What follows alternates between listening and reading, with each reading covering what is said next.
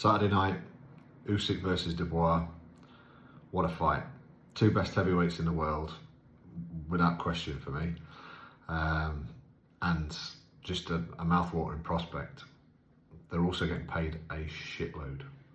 Dubois is making $71 million and Usyk is getting $132 million.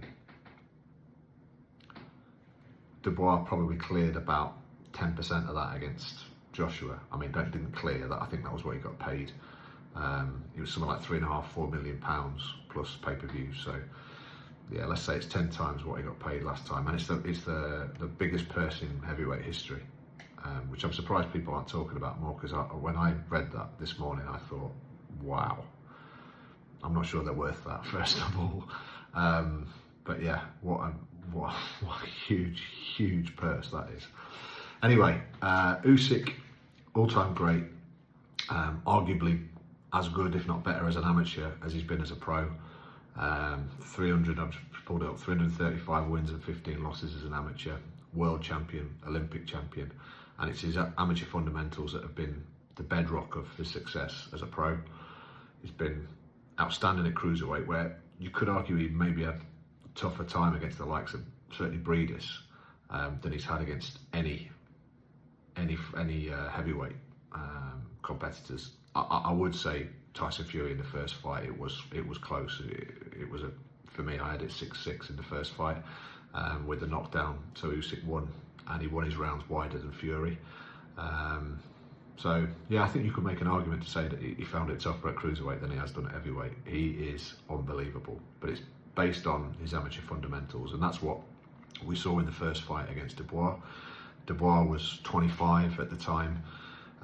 Still a pup now, really, in heavyweight terms, and I thought it was basically just him being taken to school to some extent. He had moments of success, and he had success that indicated that he could go on and be even more successful in the future if he learned from it, if he grew, if he got more experience, if he improved on some of his key areas. And I thought he was more competitive than people gave him credit for in that first fight. And he had all the cards stacked against him as well. The referee pretty much did what he was told by the Usyk corner and by Usyk himself. Usyk did have a couple of difficult moments. The low blow controversy, well, that's for everyone. Everyone can have a chat about that until the cows come home. I still see people disagreeing about it, disagreeing on that subject. But one thing that's undeniable is that Usyk milked it, and he used all of his experience and and the tools that he was given and the opportunity that he was given to make the most of it. So Dubois did give him his moments, but for the majority of that fight, Usyk looked in control. How will this fight play out? Well, Usyk's not going to change anything about the way he goes about his business. He'll have prepared with no stone unturned. Will he have declined physically? I've been saying, well, I said I thought he would do for the second Fury fight, and the one who looked like he was in physical decline was more Tyson Fury than Usyk. But I definitely think he's past his physical peak. I think that's undeniable. But he seems to hide any negatives on that front really well. If he needs a breather, he sort of takes it without showing. He's a brilliant poker player, and that's one of the, for me, biggest attributes of great champions, is not showing their opponents when they've taken a shot that did hurt them, or when they're going through a moment in a fight that's a bit more struggle than it looks, because that obviously demoralises their opponent if they don't ever see that tell on their face and from their body language that they're struggling.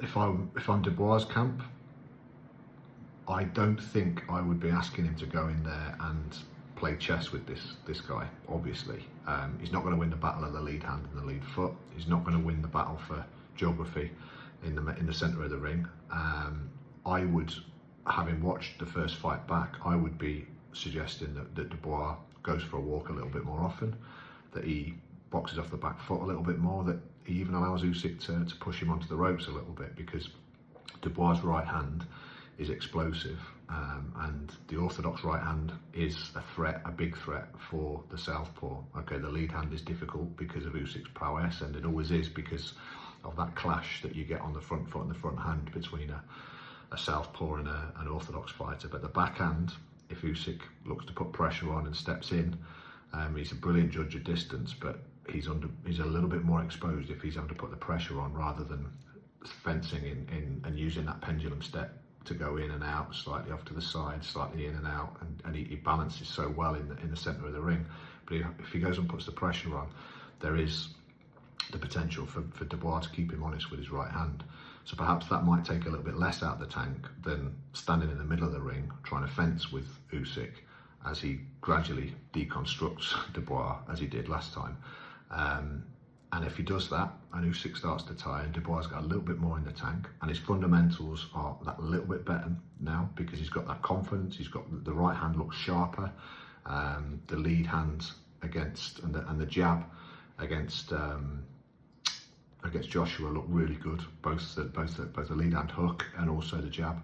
It's not conventional, it's not going to win, as I say, the battle for geography in the middle of the ring, but what it can be is something to set other shots up as the fight progresses, and as Usyk starts to maybe have the odd round off or potentially tires a little bit. So I think what Kieran Farrell and Don Charles have done with Dubois is looked at him and said, we're not going to change a great deal about you. Or Don Charles really he's the head coach. I think they've looked at it and said, right, we're going to make your strengths into super strengths, and his super strengths are his power, his physicality, his raw aggression, and that jab, and that is a little bit unorthodox. It's slightly sort of bent arm almost, but when that's working, which it did against Joshua. Admittedly, it was a poor version of Joshua, but we saw what can happen, and if he can slide his feet in behind that jab and look to land 2, 3, 4 shots after that.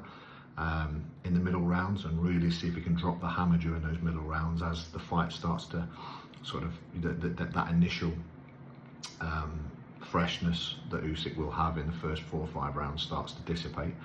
I can see Dubois winning this, and I'm picking him. I'm picking Dubois to win against Usyk. I don't think many people will be doing that, and I understand why. Usyk's a grandmaster. He's a Jedi, absolute Jedi of the sport. And it wouldn't surprise me one bit if he puts on a performance that certainly dominates over 12 rounds. I just feel that Dubois is that bit stronger, that bit more physically ready for this, that bit more mentally ready for this. And I think Usyk will have dropped a little bit. And the key for Dubois is he had moments in that fight in Poland back in 2023. He needs to win phases. He needs to win 1-2 minutes at a time of the fight. He needs to go and dominate and really put it on Usyk, and that's easier said than done. So the worst thing in the world hearing people say, he's a big guy, just go and put it on Usyk. That's so much easier said than done against an absolute Jedi like Usyk. But I think Dubois is going to be able to do it. I really feel he's got the belief, and I think if he drops the hammer in the middle rounds, then he can either stop Usyk or even knock him out.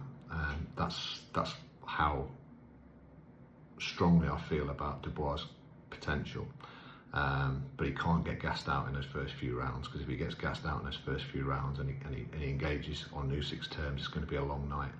So he's got to try and find a way to take breaks, like I say, go for a walk and just expend a little bit less energy so that he can explode in those middle rounds. Enjoy the fight, everyone.